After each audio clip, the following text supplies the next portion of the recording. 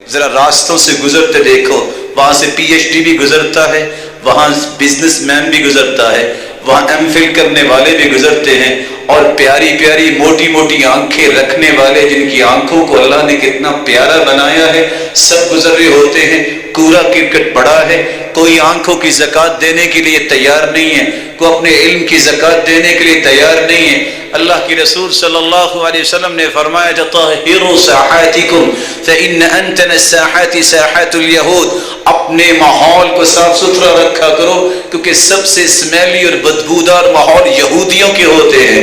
کہاں جائیں، کس کو سمجھائیں، کس کو مینٹلی پریپیئر کرے، کہاں رہتے ہیں ہم، کیا حالات ہیں، کوئی شخص یہ سوچتا ہی نہیں ہے کہ بینگ اے مسلم مجھے معاشرے کو کتنا صاف ستھرا رکھنا ہے۔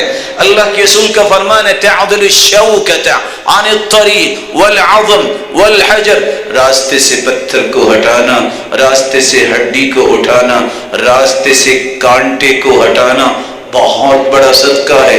بلکہ صحیح مسلم کی روایت ہے بینما رجل یمشی بطریق اذ وجد غصن شوک فاخرہ فشکر اللہ لہ، ایک شخص نے کانٹے دیکھے، اس نے صرف کانٹوں کو اٹھا کے راستہ صاف کر دیا، اللہ کو یہ عمل اتنا پسند آیا کہ اس کے گناہوں کو معاف کر کے فادخل الجنہ، جنت میں داخل کر دیا۔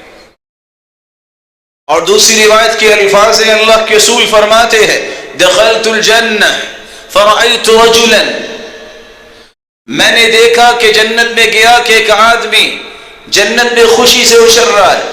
میں نے کہا یہ شخص جنت میں کیسے آیا؟ جبریل نے جواب دیا بشجرۃ قطعها عن ظہر الطریق كانت تؤذی الناس، راستے میں ایک درخت تھا، لوگ بڑے پریشان تھے، اس نے کلہاڑے کو پکڑا، اچھل اچھل کے کاٹنے لگ گیا۔ اللہ کو یہ ادا اتنی پسند آئی، ادھر درخت کٹ گیا، راستہ صاف ہو گیا، اللہ نے روح قبض کروائی اور اچھلتے اچھلتے کو جنت میں لا کھڑا کیا۔ طہروا افنیتکم، اپنے گھروں کے صحنوں کو بھی صاف ستھرا رکھا کرو۔